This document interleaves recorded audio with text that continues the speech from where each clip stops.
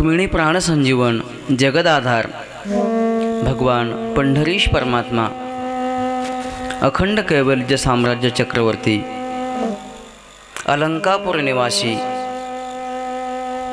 भगवान ज्ञानोबाराय वैराग्य राग रसिक श्रीमंत श्री जगद्गुरु तुकोबाराय शांती ब्रह्मनाथ महाराज आदी करून सकल संतांच्या कृपाशीर्वादाने या आपल्या गावचे अधिष्ठात्री दैवत असलेले श्रीमन श्री निवृत्तीनाथांच्या कृपाशीर्वादाने आज आपण या श्रीमती भागवती कथेच्या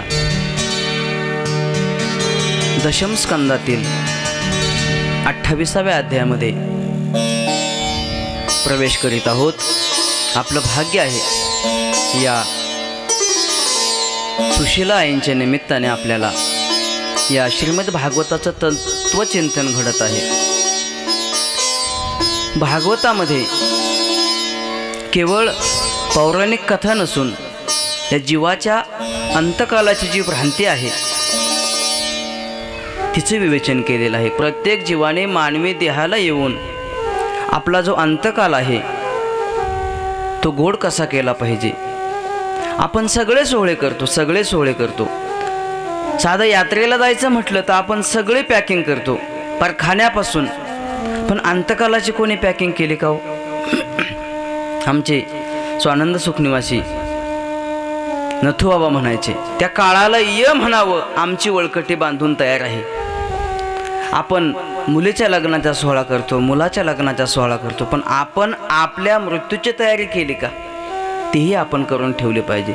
मृत्यू हा आपला एक शेवटपर्यंतचा सोबती आहे, सखा आहे। सगळे आपल्याला सोडून जातील, तो मृत्यू सोडून जाणार नाही। शेवटपर्यंत कितीही VIP मीटिंग असेल, सगळ्यांचा प्रतिबंध करता येतो, पण त्याही मीटिंगमध्ये एखाद्याचा मृत्यू येतो की नाही त्याला कोणी अडवू शकत नाही।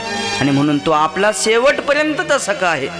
आणि म्हणून संत महात्म्यांनी आपला मृत्यू गोड केलेला आहे। मृत्यू येणं म्हणजे काय आहे याची थोडीशी कल्पना सांगतो आणि पुढे जातो। मृत्यू म्हणजे काय तर या सूक्ष्म देहाचा या स्थूल देहाला सोडून जाणं म्हणजे मृत्यू आहे। पंच ज्ञानेंद्रिय, पंचकर्मेंद्रिय आणि उभयेंद्रियात्मक मन या 17 तत्वाचा जो लिंग देह आहे त्या लिंग देहाला या स्थूल देहाचा वियोग होतो, याला मृत्यू म्हणतात। आणि या स्थूल देहामध्ये लिंग देहाचा प्रवेश म्हणजे जन्म आहे। जन्म मृत्यूचा सोहळा आहे। जसा आपण जन्माचा वाढदिवस साजरा करतो ना, आज तर अमृत महोत्सव, सुवर्ण महोत्सव, रौप्य महोत्सव, म्हातारे माणसांना सुद्धा आपले महोत्सव साजरे करावे वाटतात जन्माचे, वाढदिवसाचे, पण त्यांनी आपल्या मृत्यूला विसरता कामा नये। आयुष्यामध्ये सगळं विसरलं तरी चालेल, पण 2 गोष्टी विसरता कामा नये, एक भगवंताला आणि एक आपल्या मृत्यूला। आपल्या मृत्यूची जर आपण सतत आपल्या अंतःकरणामध्ये जागृती ठेवली तर निश्चित आपल्याकडून पातक घडणार नाही। आणि म्हणून आपला मृत्यू सुधारण्यासाठी, आपला मृत्यू मंगलमय होण्यासाठी आपण सतत भगवंताचं चिंतन केलं पाहिजे। आणि भगवान स्वतः सांगतात गीतेच्या 8व्या अध्यायामध्ये, भगवान सांगतात भक्ताने जर माझी अनन्य सेवा केली तर मीही त्याची अंतकालाची जी भ्रांती आहे ती निवृत्त करतो। स्वतः माऊली म्हणतात, ते ऋणवैपण देखुणे अंगी मी आपुल्याची उत्तीर्णत्वा लागी भक्ताचे तनुत्यागी परिचर्या करी। भक्ताने आयुष्यभर जी माझी सेवा केली त्या सेवेतून उत्तीर्ण होण्याची संधी म्हणजे मी त्या भक्ताचे तनुत्यागी, भक्त ज्यावेळेस या देहाचा त्याग करतो ना त्यावेळेस मी त्याची परिचर्या करतो, सेवा करतो। आणि म्हणून आपण सतत भगवंताची सेवा केली पाहिजे। इथे आपल्याला पुढे या खाडे कुटुंबियांना द्यावेत तेवढे धन्यवाद थोडे आहेत। आईंचा स्वभाव अतिशय मनमिळावू होता। आम्ही आळंदीहून जरी आलो, लहान होतो आम्ही, पण आमची सगळी काळजी, पहाटे 3 वाजता उठून आम्हाला आळंदीला जायचे। महाराजांना चटणी द्या, भाजी द्या, पापड द्या, काय द्या। या मातेला असं वाटत नव्हतं की ही मुलं आळंदीची आहेत, त्यांना वाटायचं ही जशी माझी 3 आहेत ना तशी ही पण माझीच मुलं आहेत। आणि म्हणून त्यांच्या या विनंतीला मान देऊन आम्ही या ठिकाणी आलो। तुम्ही आम्ही खेळीमेळी, ही सगळी खेळीमेळी आपल्या भागवताची चिंतनाची सेवा चालू आहे। आम्ही काही भागवतकार मोठे नाहीत, पण भाऊंनी सांगितलं की महाराज तुम्ही भागवत करा. मी सांगितलं चालेल, म्हणून त्यांच्या या सेवके करावे स्वामी सांगितलेले काम. आणि महत्त्वाचं म्हणजे आमच्या जीवनामध्ये आम्हाला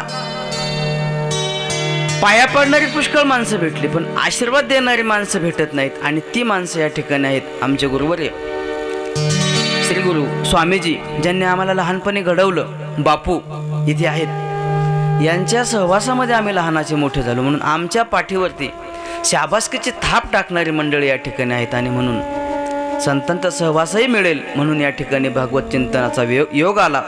या 28व्या अध्यायामध्ये भगवान परमात्मा वरुणाच्या अभिमानाचं हरण करणार आहेत. काय आहे?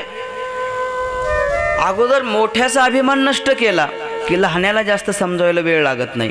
सगळ्यात मोठा आहे ब्रह्मदेव आणि त्याचा अभिमान भगवान परमात्म्याने नष्ट केला. आता कालच आपण इंद्राच्याही गर्वाचं हरण केलेलं आहे. आणि इथे आज शुकदेव मुनी सांगतात, एकादश्याम निराहारः समभ्यर्च जनार्दन स्नातुम नंदस्तु कालिंद्या द्वादश्याम जलमाविशत. एकादशीचं निराहार व्रत केलेलं आहे आणि कालिंद्यामध्ये स्नान करण्यासाठी नंद बाबा द्वादशीला त्या जलामध्ये प्रवेश करतात. गंगेमध्ये स्नान केव्हा करावं याचाही विधी सांगितलेला आहे. वास्तविक पाहता त्या जलाची अधिष्ठात्री देवता वरुण आहे आणि त्या वरुणाचे दूत त्या पाण्यामध्ये वास्तव्य करीत असतात. स्नानाचे काही प्रकार सांगितलेले आहेत. एक देवस्नान आहे, एक मनुष्य स्नान आहे आणि तिसरं राक्षस स्नान आहे. देवस्नानाची वेळ आहे ब्रह्ममुहूर्ताला, नंतर मनुष्य स्नानाची वेळ आहे आणि राक्षस स्नानाची वेळ आहे 11 ते 12 किंवा 11 ते 2. नंदबाबांनी त्या राक्षसाच्या वेळेमध्ये स्नान केलेलं आहे. आणि द्वादशीला स्नान करीत असताना त्या वेळेमध्ये त्या जलामध्ये काही राक्षस वरुणाचे दूत फिरत होते आणि मग त्यांनी आपल्या वेळेमध्ये हा कोणीतरी मनुष्य आलेला आहे म्हणून नंदबाबांना पकडलेला आहे आणि वरुण लोकाला ते घेऊन गेलेले आहेत. इकडे दिवस उगवलेला आहे, नंदबाबा कुठे दिसत नाहीत, नंदबाबा दिसत नाहीत. सगळीकडे शोधाशोध केली. एखादी महत्त्वाची व्यक्ती सगळ्या कार्यक्रमामध्ये जर महत्त्वाची असेल आणि ती जर दिसली नाही तर सगळ्यांची चौकस नजर, असं वाटतंय महत्त्वाची व्यक्ती दिसत नाही. आज प्रत्येकाला वाटतंय नंदबाबा कुठे आहेत, नंदबाबा दिसत नाहीत, नंदबाबा दिसत नाही. भगवान परमात्म्याला कळलं की बाबा दिसत नाहीत, बाबा दिसत नाहीत. मग भगवान परमात्म्याने अंतर्ज्ञानाने ओळखलं की बाबांना वरुणाचे दूत वरुण लोकामध्ये घेऊन गेलेले आहेत. आणि मग भगवान परमात्मा स्वतः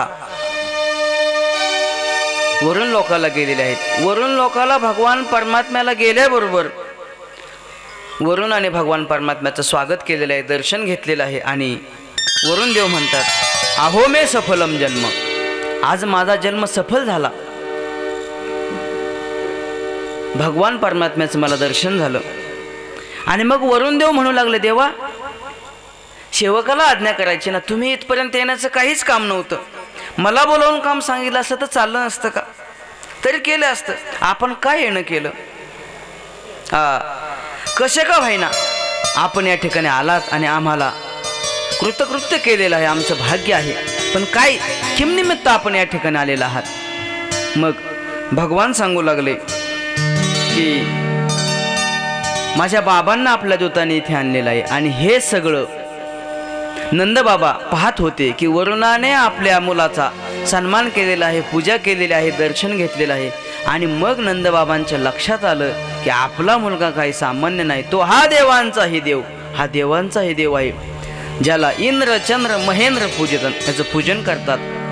आणि मग नंदबाबांना घेऊन भगवान परमात्मा गोकुळामध्ये आलेले आहेत. पण नंदबाबांच्या डोक्यातलं ते जाईना, माझा मुलगा काही सामान्य नाही, याला इंद्र चंद्र महेंद्र वरुण देव याची सगळी पूजा करतात. आणि एक दिवस नंदबाबांनी आपल्या मनातील ही जी काही ही कुतूहलाची गोष्ट होती ती सगळ्या गोपाळांना सांगितली. अरे गोपाळांनो ऐका, आपला कन्हैया ना साधा नाही, तो सगळ्या देवांचा देव आहे.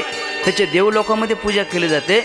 ज्या वरुणाच्या दूतांनी मला नेलं होतं त्या दूतांचा देव वरुण देव हा कन्हैया तिथे गेला, त्याची काय पूजा केली, काय अभिषेक केला, काय ते सोहळे. मग गोपाळांना ही बातमी कळल्याबरोबर गोपाळ भगवंताजवळ आलेले आहेत आणि गोपाळांनी हट्ट केला. गोपाळांनी केला हट्ट, देवा दावाजी वैकुंठ. गोपाळ हट्ट करतात की देवा आम्हाला तुम्ही वैकुंठ दाखवा. गुरुवारे स्वानंद सुखनिवासी गुंडा महाराज म्हणायचे, वैकुंठ म्हणजे एक स्थानविशेष लोक नाही, वैकुंठ एक भगवान परमात्म्याचं नामाभिधान आहे. वैकुंठ पुरुष प्राण प्राणदो हरिही. ज्या ठिकाणी ज्या गती आहेत त्या विशेष रूपाने कुंठित होतात. विगतः गतया कुंठिता यस्मिन सहा वैकुंठा. ज्या ठिकाणी त्या गती विशेष रूपाने कुंठित होतात त्याला वैकुंठ म्हणतात आणि ते भगवान परमात्म्याचं स्वरूप आहे. गुंडा महाराज सांगायचे, त्या गोपाळांनी वैकुंठ पाहण्याचा हट्ट केला. गोपाळांनी केला हट्ट, देवा दावाजी वैकुंठ, देवा आम्हाला वैकुंठ पाहायचंय. मग त्याशी नेले वैकुंठाशी, भोगविले ब्रह्मसुखाशी.